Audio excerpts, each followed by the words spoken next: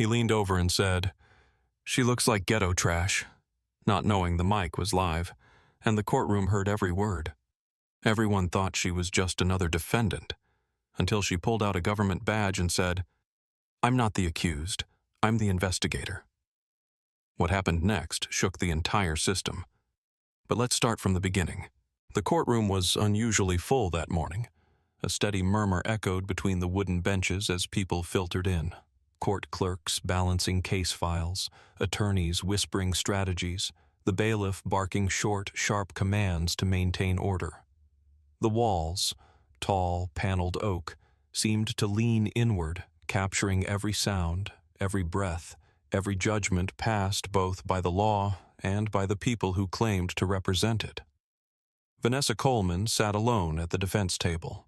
Her posture was composed, chin slightly lifted, eyes focused on the empty seat across the aisle where the prosecution team had yet to arrive.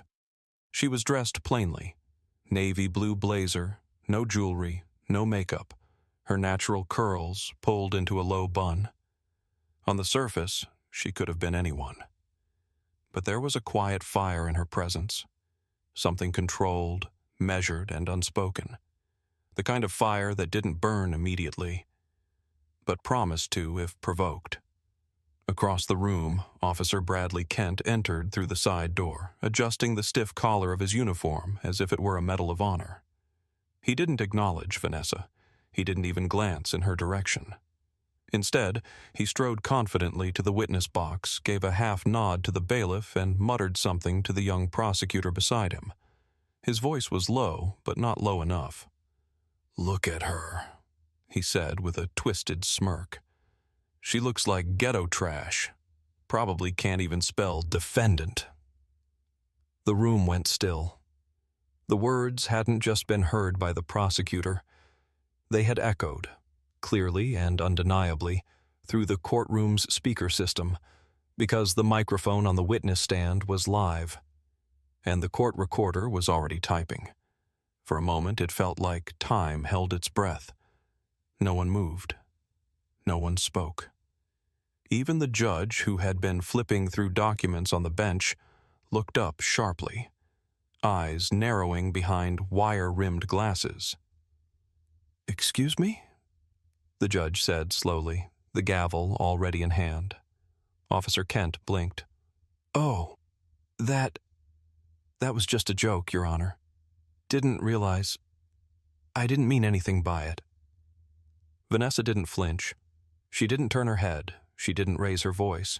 She simply reached into her case folder and withdrew a single sheet of paper, setting it gently on the defense table. Her hands didn't tremble. Her breathing remained calm. But her eyes, now locked directly on Kent, told a different story. The judge sighed heavily, rubbing his forehead. "This is not a forum for personal commentary, Officer Kent. You are here to testify regarding the events of the arrest, not to express your personal opinions about the defendant's appearance, background, or character. You will conduct yourself professionally, or you will be removed from this courtroom. Do I make myself clear?" "Yes, Your Honor," Kent replied, his voice suddenly thin. But the damage had been done. The court stenographer's fingers had captured every word. The public seating behind the bar murmured with disbelief. And somewhere in the back row, a woman with a camera phone pressed record, just in case the system tried to pretend it hadn't happened. The judge shuffled in his seat, clearly rattled. Vanessa finally stood. "Your Honor," she said, her voice smooth but unshakably firm, "before proceeding with this hearing, I would like to formally request a delay in the proceedings until we can enter a motion into the record regarding the witness's conduct and the implication of racial bias in his testimony." "Motion noted," the judge said, clearly uncomfortable. "We'll address it after the preliminary arguments. Let's move forward for now." But the shift had already occurred. The courtroom was no longer a neutral setting. It had become a stage, and Officer Kent, whether he knew it yet or not, had taken center spotlight as the villain in a play he didn't know he was acting in. The prosecutor leaned toward Kent, whispering something urgent, gesturing toward the microphone. But Kent only rolled his eyes. She's making this a race thing. That's what they always do. This time, the mic was off, but a few jurors had heard it. So had the bailiff. Vanessa sat back down and opened her notebook. On the first page, she had written just 5 words, underlined in red. Never interrupt your enemy's performance. As the judge called for opening statements, the entire room leaned forward, not toward the prosecutor, not toward the evidence table, but toward Vanessa. Because something had changed. This woman, who they'd assumed was just another defendant, just another case in a crowded docket, now held the tension of the room in her silence. She hadn't raised her voice. She hadn't retaliated. She didn't need to. Because the system was about to expose itself, and she was just letting it talk. Officer Bradley Kent sat stiffly in the witness chair, arms crossed like a man trying to hold on to authority that was slowly slipping through his fingers. His badge gleamed under the courthouse lights, but there was sweat forming just under the brim of his hairline. He kept darting glances toward the woman seated at the defense table, still silent, still composed, still utterly unbothered. Vanessa Coleman hadn't moved since the judge struck the gavel. She hadn't so much as cleared her throat, and yet it felt as if the gravitational pull of the entire courtroom had shifted to her. The gallery watched her. The court reporter glanced at her over the top of her glasses. Even the judge, though doing his best to appear impartial, kept flicking glances in her direction, like a man trying to understand what exactly he was dealing with. Because something didn't add up. The prosecution had painted her as combative, disorderly, and resistant during her arrest. But here she was, poised, intelligent, even elegant in her restraint, and everyone could feel it. She didn't look like a woman waiting for justice. She looked like a woman expecting it.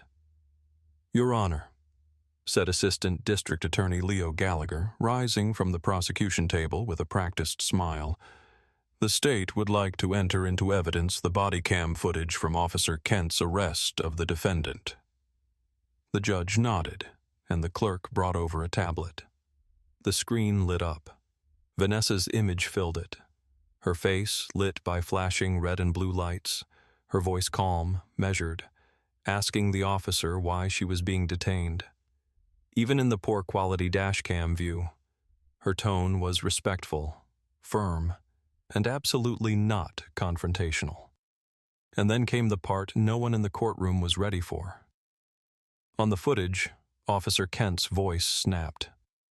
"Step out of the car before I drag your ghetto ass out myself." A collective gasp.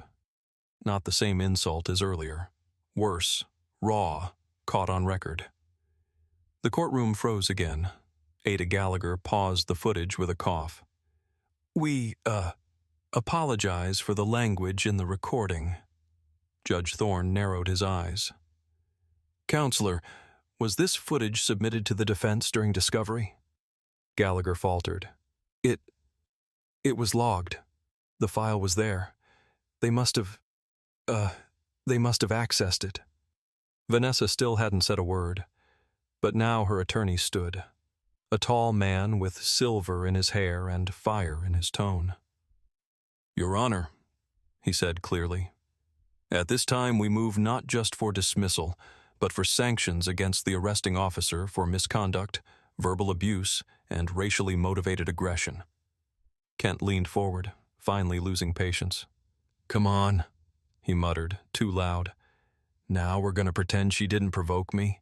She came at me with attitude like they always do." The silence afterward was heavy, too heavy, because the people in that room weren't just watching a legal proceeding anymore. They were watching a man unravel, watching power shift. Vanessa finally moved. Not much, just a breath, a slight tilt of her head, a glance toward the gallery where a handful of court observers, maybe law students, maybe journalists, were furiously typing into their phones. She knew the moment was landing exactly as she had predicted. "Let me remind the court," her attorney said slowly, That my client is not only a law-abiding citizen, she is also a licensed member of the New York Bar, a civil rights attorney, and today, Officer Kent, under oath, called her ghetto trash, while forgetting the microphone was still hot. Gasps again, louder this time. Kent's mouth fell open. She's a lawyer? He blurted out. The judge's gavel cracked again. That's enough. But Vanessa's lawyer wasn't done. He walked up to the evidence screen and held up a packet of papers. He flipped it open. These are 18 prior internal complaints filed against Officer Kent, most dismissed without proper investigation.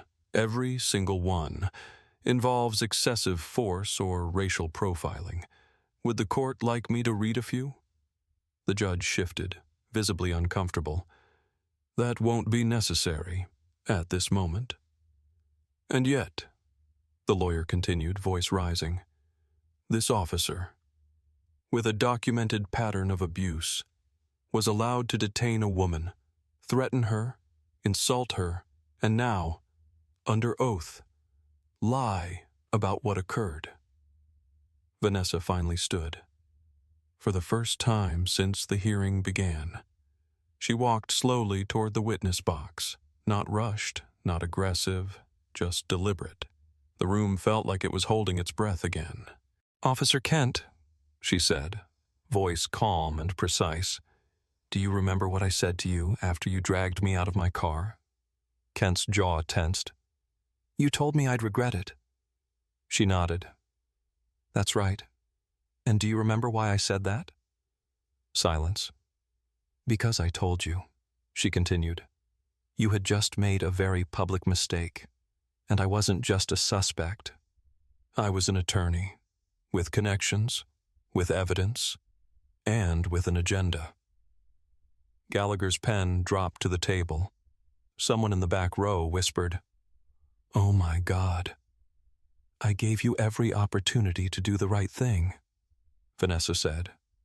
You chose to escalate. You chose to insult. You chose to threaten. And now the system you trusted to protect you is going to watch while you fall. The judge cleared his throat. Ms. Coleman, he said carefully, you are not here in your capacity as counsel. You are listed as a defendant. Vanessa turned to face him. With respect, Your Honor, I was never a defendant. I was bait, and your courtroom just confirmed everything we needed to prove.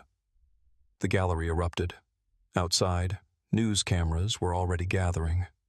Inside, Officer Kent looked like a man waking up inside his own nightmare and realizing it was real. The air in the courtroom had shifted. No longer a room of formalities and routines. It had transformed into a stage of reckoning. Something electric, primal and irreversible pulsed beneath the old wood panels and polished brass fixtures. You could feel it in your chest, like a storm was about to break, not outside the courthouse, but inside these walls. Vanessa stood tall at the center of it. The woman who had been quietly labeled ghetto trash by an officer minutes ago now held the room with the calm authority of someone who knew exactly what she was doing, because she had planned it all. Her attorney turned to the judge. Your Honor, he said, with deliberate calm, we request a formal dismissal of this case with prejudice, immediate review of Officer Kent's conduct by Internal Affairs, and permission to submit sealed exhibits provided by the State Oversight Committee. Judge Thorne adjusted his glasses. What does the Oversight Committee have to do with this case?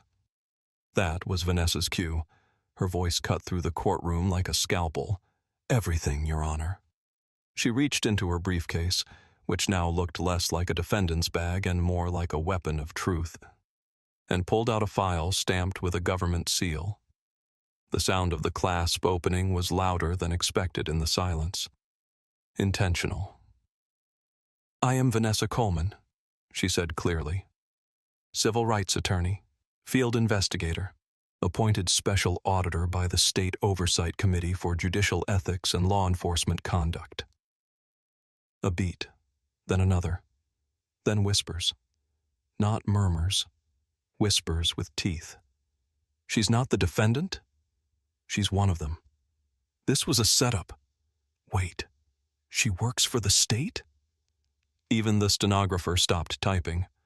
Officer Kent shifted in his seat like he'd just realized the fire alarm he ignored was real, and the building was already burning.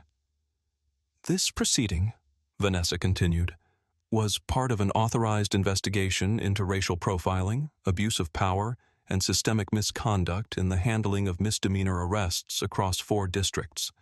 Officer Kent's record placed him at the top of our watch list, but records weren't enough. We needed proof. She turned toward Kent, but her tone didn't change. It didn't rise. She didn't gloat. We needed to catch the moment, and you gave it to us, unfiltered, on a hot mic, in front of a sitting judge, a state prosecutor, and a courtroom full of witnesses. The judge leaned forward now, no longer detached. You orchestrated this performance under official capacity? Yes, Your Honor. Every step within legal parameters, including the false arraignment. My identification was real. My credentials were withheld to ensure the authenticity of Officer Kent's actions during the arrest, which he confirmed, beautifully, I might add. She turned back to the judge and added, with almost chilling precision, and it worked. The truth came out exactly the way it always does when no one's watching, except this time, we were. Gallagher, the prosecutor, looked like a man who'd just realized he had been used as a pawn on the wrong side of history. His mouth opened, then closed. Nothing came out. You tricked the system, he finally blurted, more accusation than argument. Vanessa tilted her head slightly. No, Mr. Gallagher. The system tricked you. I just let it speak. And you were very willing to listen when it insulted me, charged me, and didn't ask a single question. The judge exhaled and sat back in his chair, silent.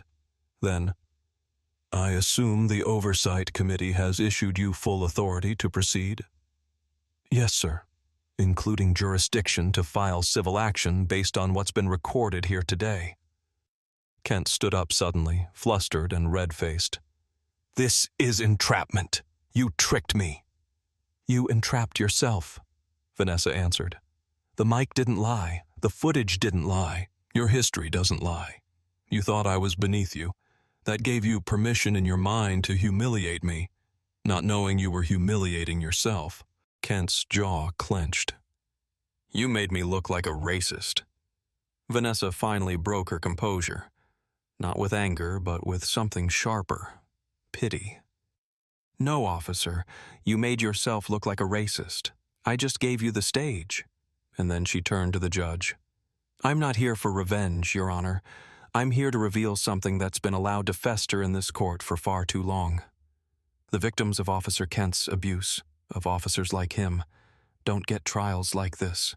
They get records, they get fines. Sometimes they get funerals. A pause. The judge looked down. We don't want chaos, she said. We want accountability. And if this courtroom doesn't deliver it, the public will. And like that, the entire weight of the moment fell squarely on Judge Thorne. He reached for the gavel slowly, like it weighed 100 pounds. This court will take a recess, he announced. All motions will be reviewed. Officer Kent is temporarily relieved of courtroom duties pending disciplinary hearing. Ms. Coleman, you are excused from all charges with the court's gratitude for your service.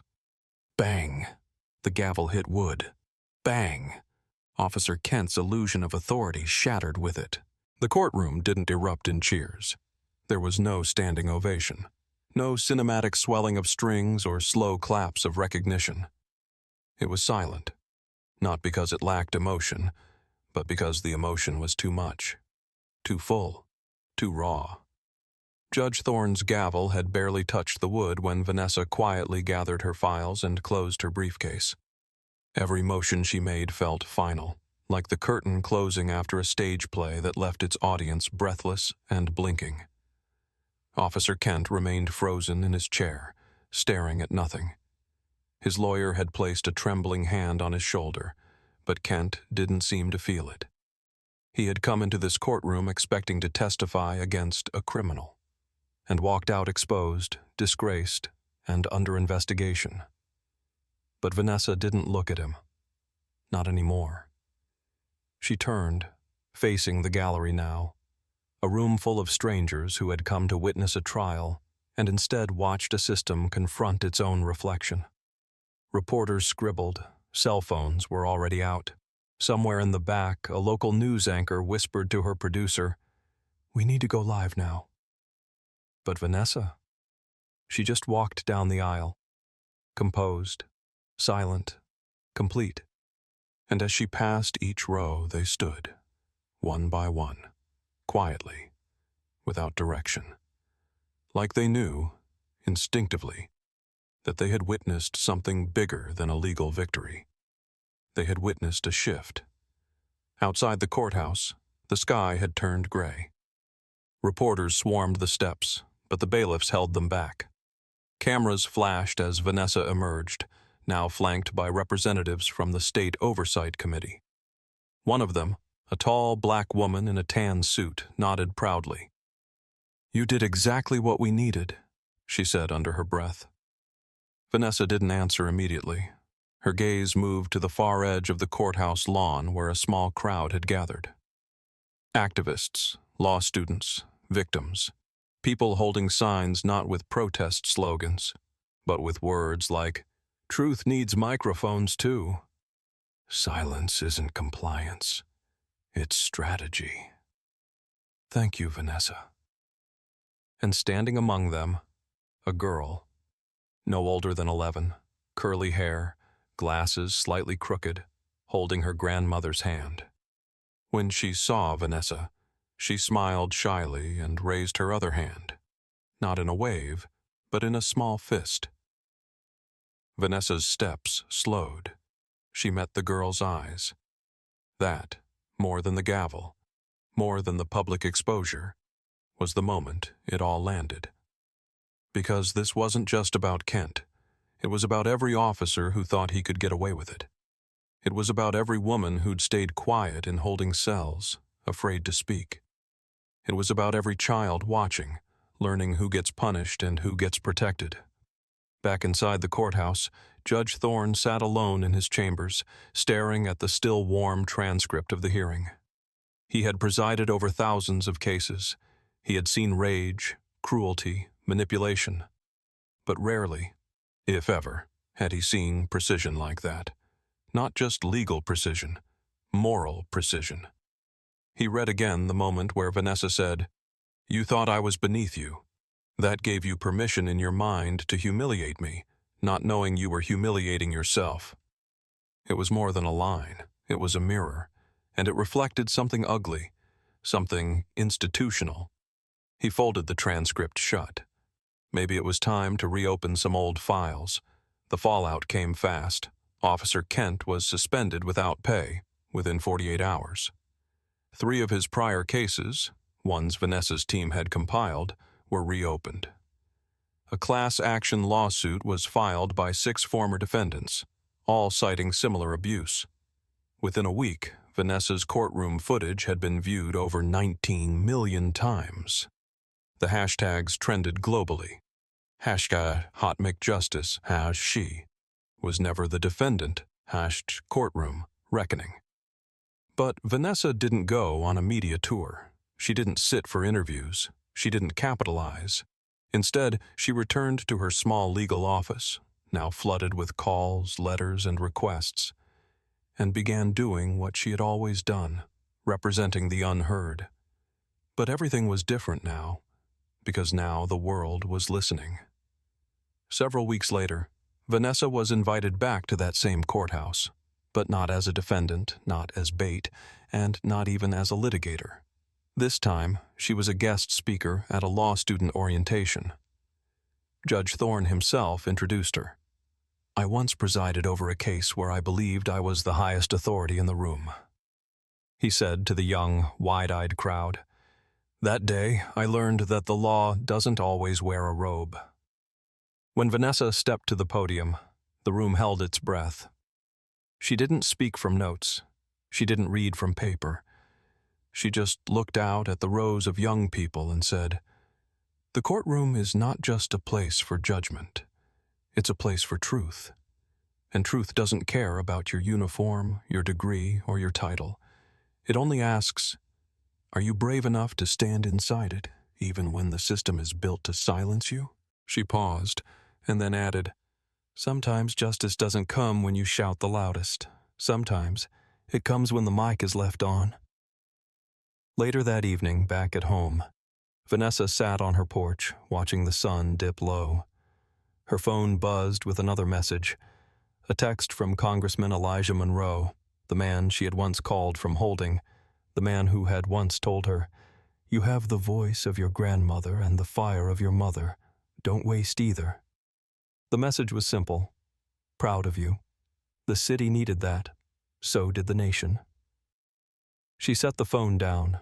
In her lap was her niece, fast asleep, head resting against Vanessa's arm, clutching a soft, worn bunny plush. The child didn't know all the details of what had happened in that courtroom. But she knew one thing. Her aunt was not someone you disrespected. Her aunt stood up, and the world had to sit down. Months passed. The legal system, of course, did what systems do. It restructured, it resisted, it twisted under scrutiny. Some officers were fired, others retired early. Training protocols were revised. Oversight committees grew teeth. But something bigger had shifted. A new policy, called the Coleman Protocol, was enacted statewide. It required all body cam and courtroom audio be preserved, reviewed by external ethics teams in all cases involving excessive force claims, the first of its kind. And every month, Vanessa received letters from women, from men, from teens, from grandmothers, all with different stories, but the same conclusion. "I thought no one would believe me until I saw you in court." One day, that same little girl from the courthouse steps, the one with the curly hair and crooked glasses, came to visit Vanessa's office. She handed her a folder with an essay titled, "When a Black Woman Spoke, and Everyone Had to Listen." Vanessa smiled. "Is this for school?" The girl shook her head. "It's for me." And in that quiet, powerful moment, Vanessa understood. The verdict was never the end. It was the beginning, not of justice fulfilled, but of justice finally heard. And this time, the mic would never be turned off again.